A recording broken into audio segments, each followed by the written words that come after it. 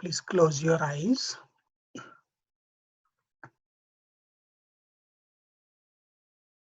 Let us remember God and Masters.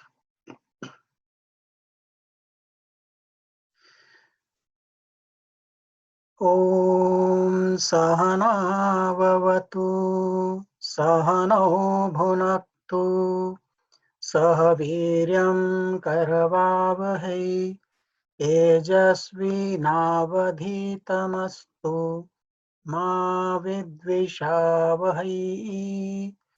Om Shanti Shanti Shanti. May the Divine protect us all. May we enjoy food together. May we meditate and pray together. May we attain wisdom through our study and discussion. May there be no conflict among us. May there be peace within and everywhere. Om. Amen. I bow to one formless God. I bow to all the saints and sages of all times and places. I bow to lineage of Kriya Yoga masters. And I bow to living presence of divinity in each one of you.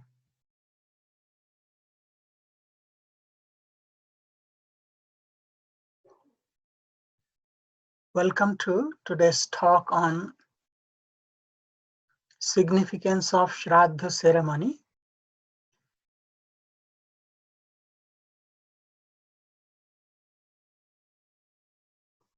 If you refer to Yajurveda, the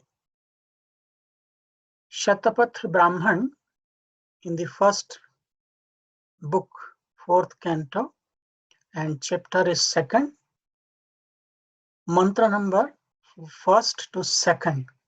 And in Tetriya Samhita of Yajurveda, in the 4th book, you will find there's a beautiful reference that every person who is born on this earth planet is born with 5 debts, or you can say 5 loans or borrowings, and every person has to repay these 5 loans during his lifetime. So what are these loans? Because usually we hear about the loan from the bank, loan from the various places, mortgage, but this is not the loan the Veda speak about. So Yajurveda says, Rinam havai jayate yo asti sajayamana eva devebhya rishibhya pitrabhyo manushebhya.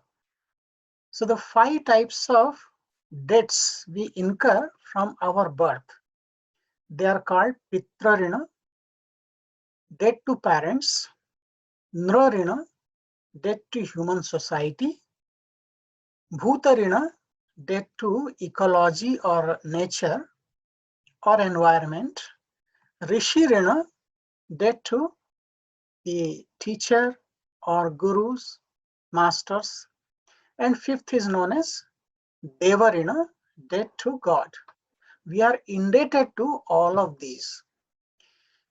How to repay these? Because unless we repay, we will not be liberated. And it is our moral duty to pay these loans back. So for paying back, there's a process.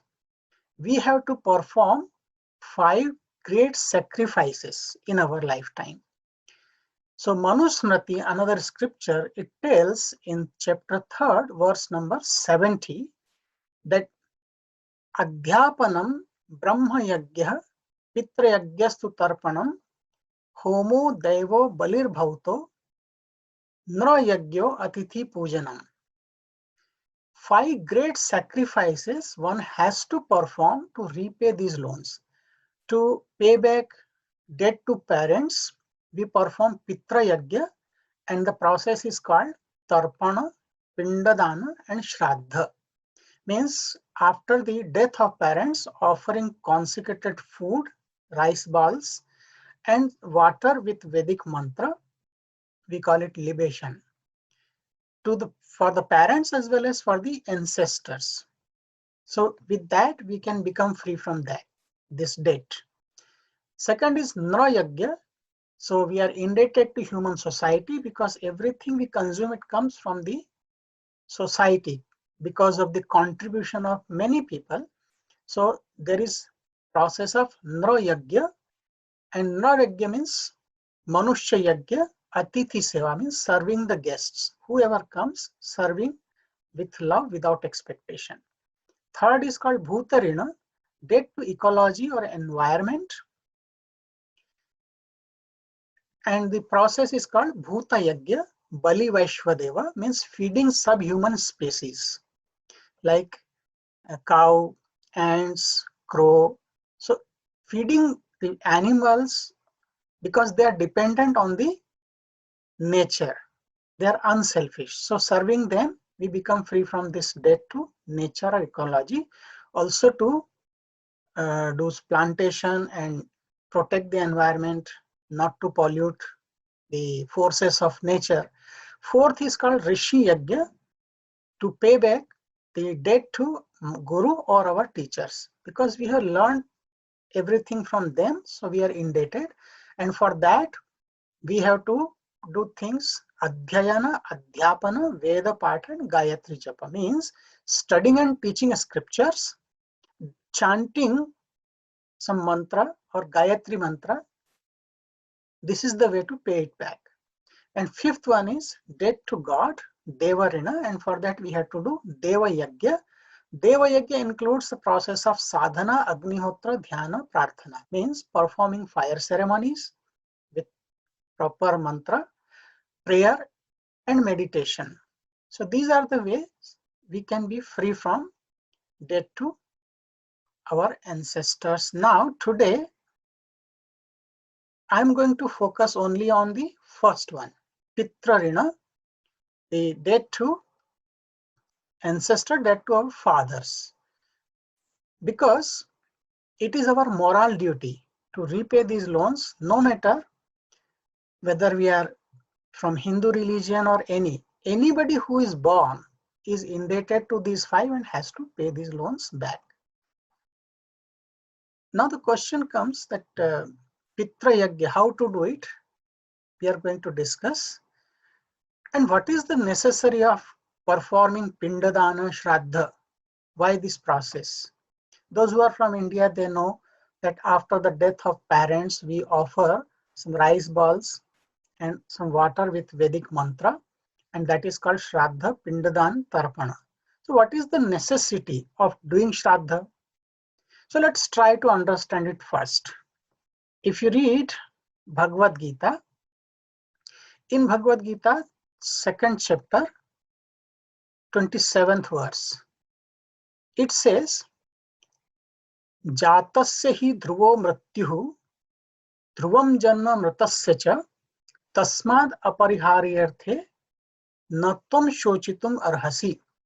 Lord Krishna is telling Arjuna, death is certain for one who has been born, and rebirth is inevitable for one who has died. Therefore, you should not lament over the inevitable. So death is certain, so also there is rebirth is certain. It is very important to know what happens between birth and death, because the journey of soul is not for one life, life after life. It continues. It is eternal, long journey. So what really happens between one death and another birth? This is something we don't know much about it. Question comes to mind, where does soul go and where does it live during that time before it is reborn? After departing from this world, How can a man make his life happy, prosperous, peaceful in the other worlds, wherever it goes? And after his death, what is the duty of his family members for the salvation or liberation of the departed soul? So these are the questions which are answered very clearly in our Veda and many scriptures. According to Sanatana Dharma, eternal religion, which is in modern time known as Hinduism, when the soul leaves the gross body, then only death occurs. The subtle body, including four inner instruments, mind, memory, intellect, and ego, and the causal body, they get separated from the gross body. Therefore, his personality remains the same, because mind, memory, it is there with subtle body. So person who died, his personality remains the same. And in due course of time, the subtle body takes rebirth according to his own karma or result of action. Even in an independent state, only the subtle body separates and receives the experiences of other planes of existence which we see in our dream state. What exactly happens? When the soul completely leaves the physical body, the brain draws all the, or you can say withdraws all the life forces and life from the sense organs. As a result, a circular bright aura of light on the outer periphery of the head is formed. As the lower part of the body like feet, etc., become cold and dark, the brightness of aura increases in the same amount. In that bright circle, a vague line of another brain slowly becomes clear. And that subtle space around the physical brain is like light. Gradually, that astral space condenses and transforms it into a complete bright aura.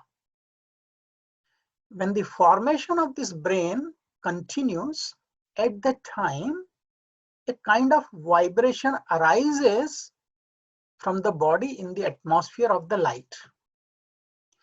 A complete subtle body is formed in the image of dead body with shoulder, eyebrows, and all such astral organs.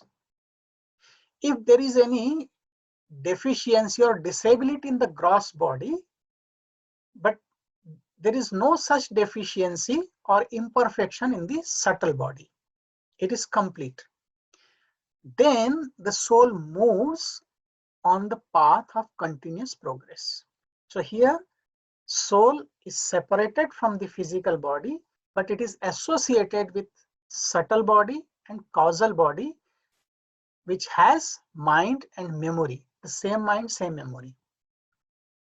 In this way, the soul occupied with a bright, subtle body, we call Sukshma Sharira, stands over the head of the dead body. If you see here, but because of the association of long association of this physical body, soul does not want to leave immediately because of its own attachment and many relatives who are mourning for that. So it pulls the soul back. A subtle brain of the dead body lying on, what happens, that subtle shining thread you can see, it's like a electromagnetic subtle cord between the feet of the ethereal body, which is separated and located in the void, and the brain of the dead body lying on the ground. which makes it clear that death is nothing but a new birth. Just like at the time of birth, man comes to this earth with the umbilical cord, in the same way, that ethereal body is born with the subtle thread like electromagnetic cord in the imperceptible pilgrimage on this path. This subtle electrical fiber or the cord, subtle cord, it keeps the dead body of ethereal body and dead body connected for some time. Therefore, cremation should not be done immediately after death. Through this subtle fiber or electromagnetic subtle cord, there is an exchange of feelings and cognition, all the memories between the gross body and the subtle body. And this exchange of experiences and information from this lifetime, it may take about 3 hours. After the death, soul descends. When the subtle body is formed, the soul descends from the void when the formation of subtle body is complete and the subtle electromagnetic fiber cord is severed. At that time, according to its karma and knowledge, 2 to 4 spirits join the soul as companions, and slowly the soul goes to the higher planes in which, according to its deeds performed on the earth.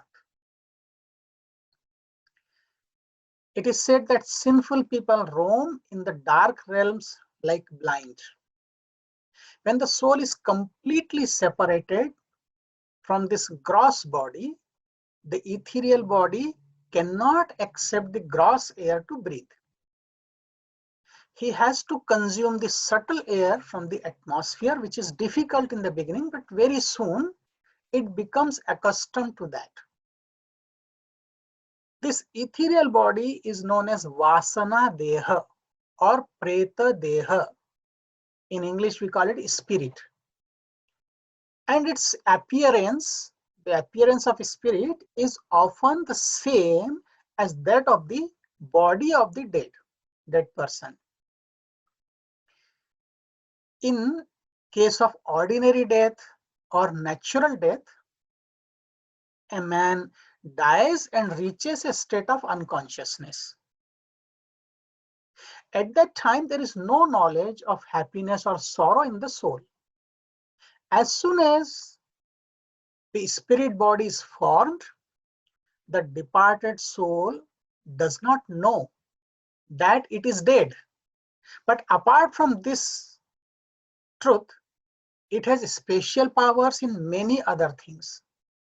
During this time, the spirit does not experience any kind of physical pain, nor is there any fear. Even it can enter the house spontaneously by piercing the roof of the concrete house or the closed doors, because its sensory perceptions tend to increase thousands of times than the physical body. But in absence of a gross body, it does not get his desires fulfilled, or it cannot experience full enjoyment. And that is why the soul, or you can say the astral body in the form of a spirit, feels great pain. Even when it sees that its relatives are crying, and it tries to console them, but it cannot communicate and they cannot see. It is said that after death, immediately when we take the body to the cremation ground, so the ritual begins of Shraddha. So first day of Shraddha, after offering the first rice ball we call Pinda, it attains the spirit body. So formation starts. And the experience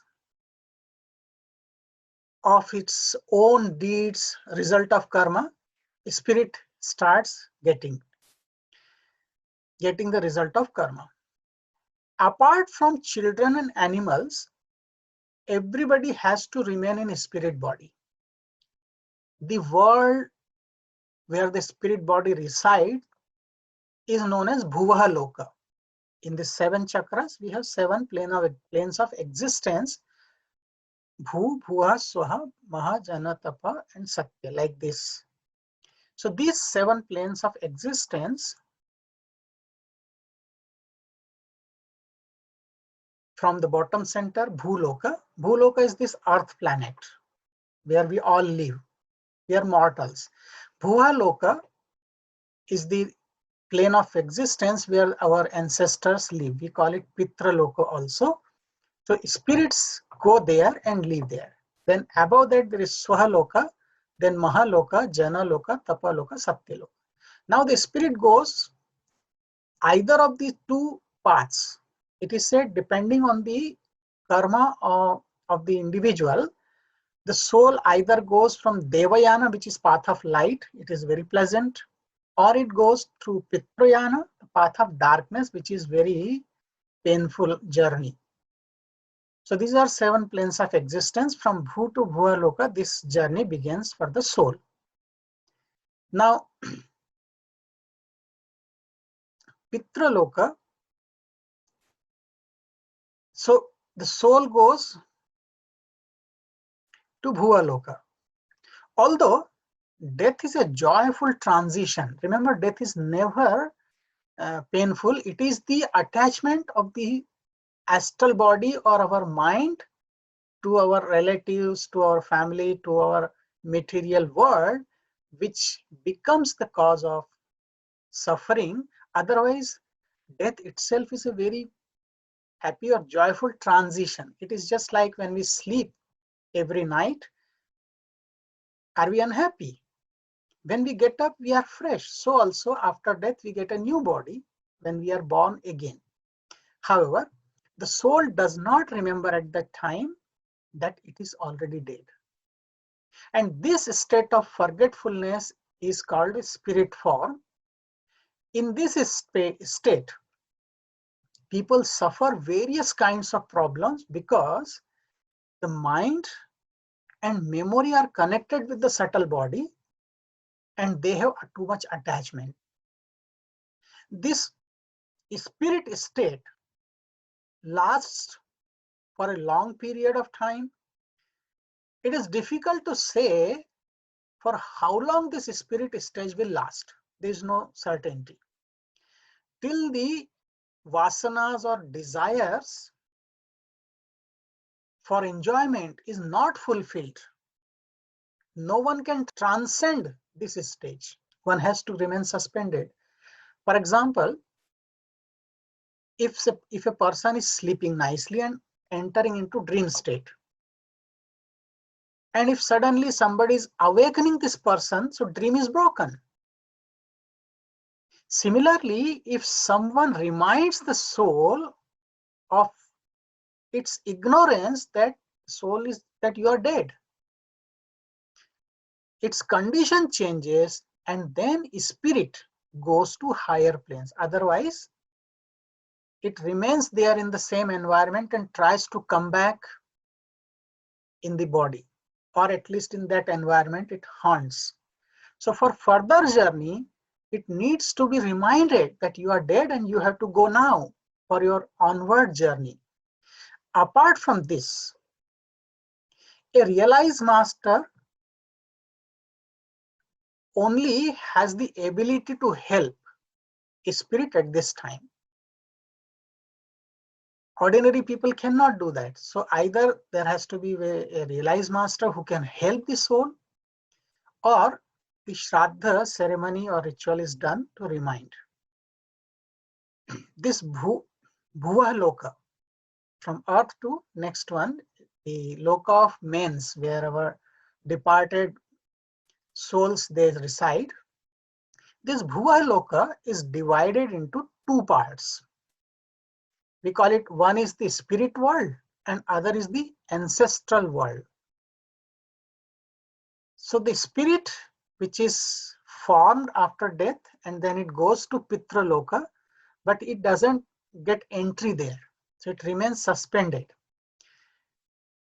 If it gets this knowledge that it is dead, then and the Shraddha is performed, then it leaves that intermediate stage of spirit and it goes to the Pitru loka and meets with all the ancestors or forefathers, all relatives who are dead before him or her, and stays there for some time.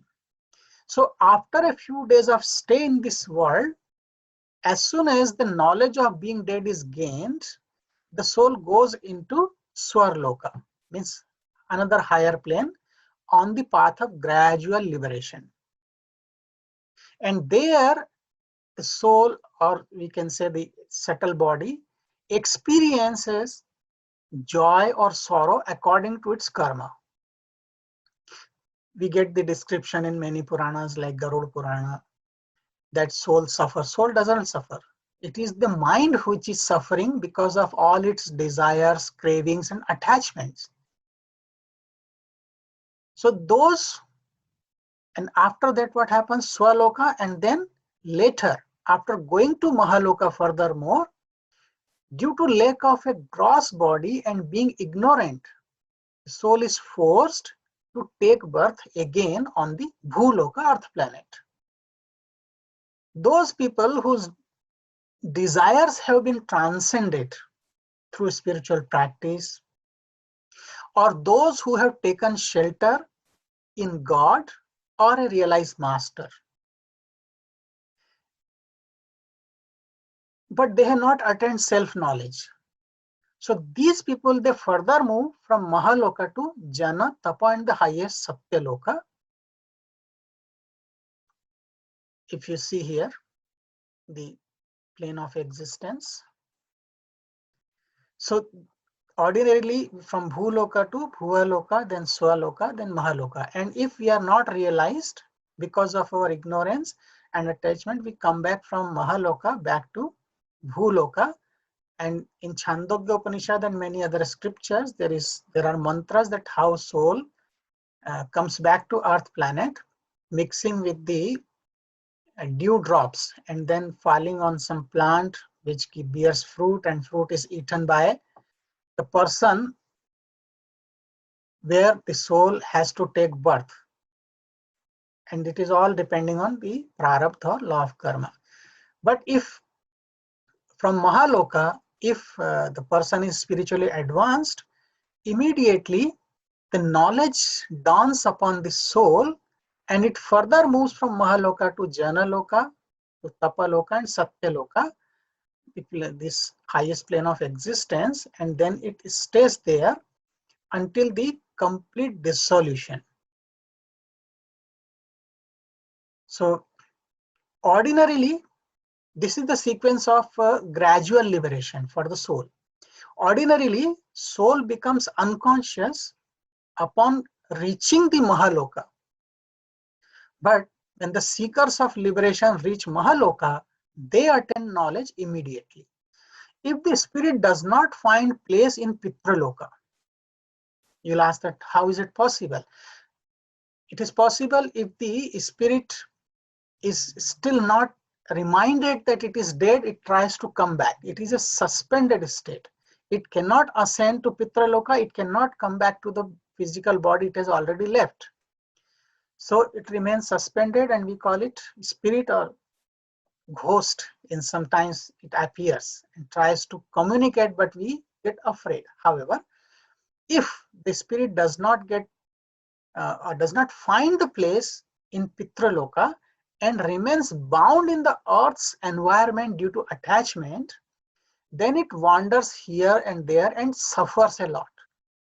It is a very painful, intermediate and suspended state because it cannot come back to physical body left behind, and it cannot ascend to next plane of existence, the higher plane, for its further journey.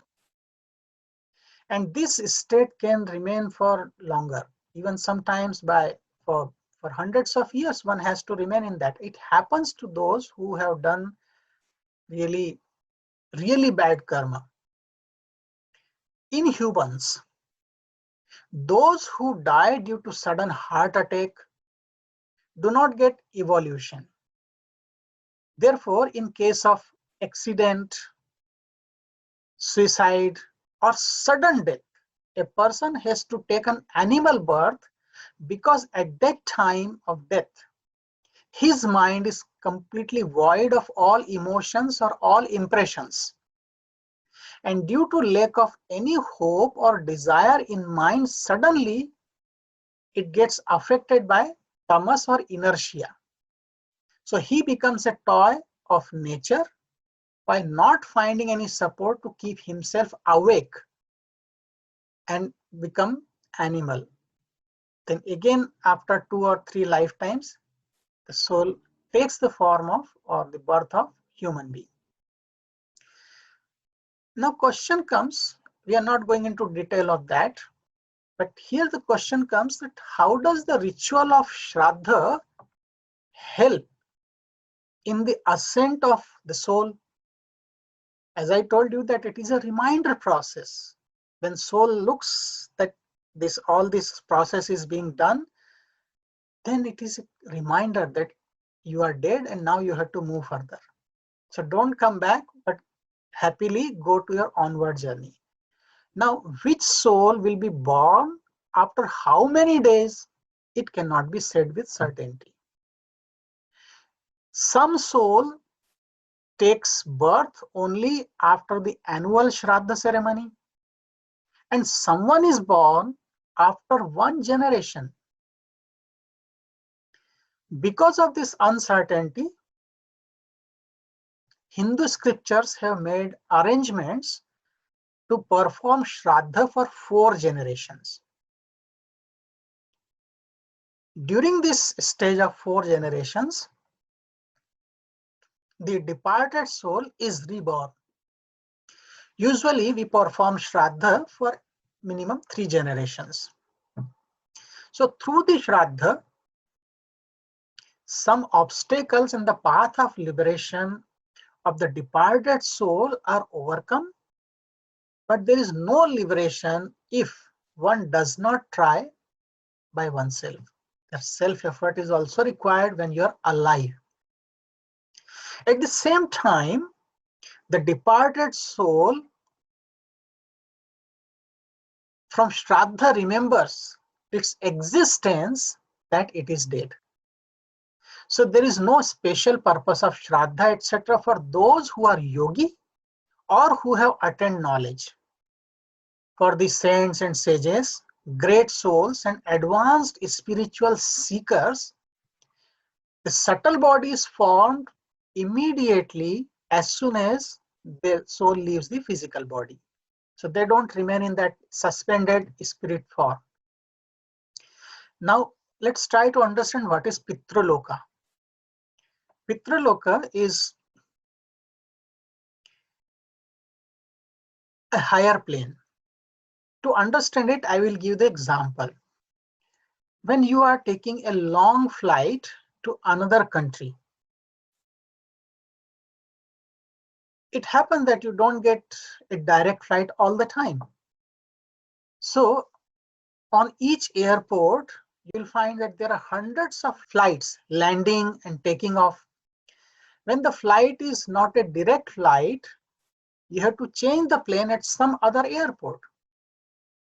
It's very rare that you get immediate connection to the next flight also. And therefore, you have to wait for the next flight, sometimes which gets delayed also. So for this purpose, there is a passenger waiting lounge at each airport where you wait for some time and then you can connect to the next flight. Similarly, in our continuous journey of life or journey of soul, soul changes many bodies, and there are eternal bodies and there are eternal souls with their own actions and individual destiny. You know, being born in a family means establishing relationship with many souls. Because in each lifetime, we have hundreds of relations in different forms with many people. So according to the law of karma, one person forms relationship with hundreds of people in one birth or one lifetime, and each person's destiny is different. We call it prarabdha. A person dies and then gets another birth. This is simple process. Now in this birth, those who have to become his parents, suppose a soul leaves the body, goes to higher plane and then comes back to be reborn.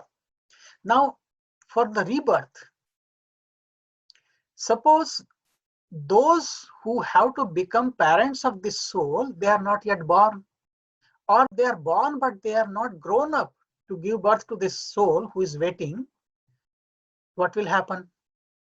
Because the situation is not favorable, the circumstances or the all the relations are not in place, then what will happen? The soul has to wait until those people with whom soul has to exhaust the karma of next lifetime, they are born and they are in a position to maintain that law of karma. So soul has to wait for those other souls till they are in a suitable position to give birth to that soul. And that waiting place is called Pitru loka, and the presiding deity or ruler of Pitru loka is Lord Aryama. If you see like this waiting launch, the souls are waiting to be reborn and they enjoy some time there, but they cannot create any karma. So this is Pitru loka. You can see it's not necessary that all beings have to wait. If every favorable situation of birth exists, then the soul can take birth immediately. Otherwise, soul has to wait, and this duration is not fixed. Some people say that a person immediately leaves one body and takes up another body. But how is it possible? It is like that an old person dies when he has already come into the mother's womb elsewhere, or his body has started to form. So logically, it is not possible that one is immediately born. There is a gap of some time. So Pitru loka is neither place of performing action nor enjoying the result of action. It is just a place of waiting. So the soul who has gone there does not get the result of its karma, but the soul has expectation of enjoyment. Let us try to understand it with another example. In our day-to-day life, we all feel two types of hunger. The hunger that comes from the need of the body, which is called kshuddha in Sanskrit. This bodily hunger is satisfied by any fruit, bread, or food item. The second type of hunger is not related to the gross body, but related to mind, which is known as trashna in Sanskrit. If you have a desire to eat ice cream, then this desire will not be satisfied by eating bread or rice. Eating bread will fill your stomach, but the appetite to eat ice cream, this desire to eat ice cream will remain in mind. And his restlessness will also remain, because this hunger is not in the body, but it is in the mind. So the person who has died, a person who has died does not have a gross body, and therefore he does not feel hungry in the gross body, but he has the same mind as he had in the lifetime. So the hunger in the mind experience the same way as you and me feel hungry here. Now the appetite for simple food is also felt satisfaction in mind. As we have developed a fixed routine for eating every day at a particular time. Suppose 7:30 in the morning we take breakfast, 12:30 in the afternoon we take lunch, 8 o'clock in the evening we take dinner. So at the time of these cravings or this schedule, the mind starts asking for food. It happens every day. We are working, but when there is 8 o'clock, immediately mind tells that you are hungry, you have to go for dinner. So even if the stomach does not need food at that time, the mind is asking for food because of this habit, formation of habit. This hunger of mind is also experienced by the subtle body in other plane of existence, because the same mind is associated with the subtle body. Therefore, in the Pitru loka, food is necessary in the same way as we need food here on the earth. Now, how does the mind's hunger satisfy? Here we know that we eat. Suppose you have a desire to eat mango. This desire to eat mango, it may be mild desire or it can be intense desire. If you eat mango, then this desire is satisfied. So mango was a gross substance. Its juice reached your gross body through your gross tongue, and that juice will be absorbed in this gross body itself. Now question is, what reached the mind of that mango juice? There was only a feeling in mind that I ate mango. Apart from this feeling, nothing reached my mind. The desire to eat mango was in my mind, and if I eat mango, this feeling was in my mind, and that desire was satisfied in the mind. But real mango didn't reach the mind. Similarly, a dead person does not have a gross body, so it is not required that the gross mango or its juice should reach him. But he has a mind. And like us, there is a feeling of craving for appetite in that mind. In order that this desire to be satisfied, there should be a feeling in his mind that he has enjoyed the desired food. You have a gross body, so you can eat mango. Without eating mango, you cannot get the feeling of eating mango. The soul does not have a gross body, so gross mango cannot be eaten. Then what to do? Then someone should be made his representative. Such a representative whose food will be considered and accepted as the food of that departed soul. The honor or humiliation of a representative is the honor and humiliation of the person to whom he is a representative. If you understand this logic, so the food of his representative becomes the food of the departed soul. The scriptures tell us who can be appropriate or qualified representative to receive the food offered in Shraddha ceremony. By feeding the representative and offering tarpan, offering water, offering pindadan, rice ball, etc., the soul feels that it has received the food through that medium or representative, because the feeling goes there. So this experience is only for fulfillment.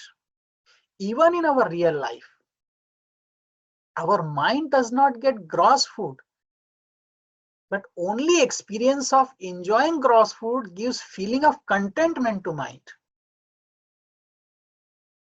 Even when the body does not need food, there remains insatiable desire for food in the mind, which must be fulfilled.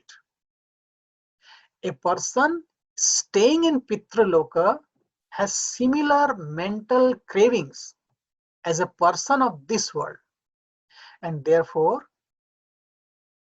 there should be regular arrangements for its fulfillment for his cravings.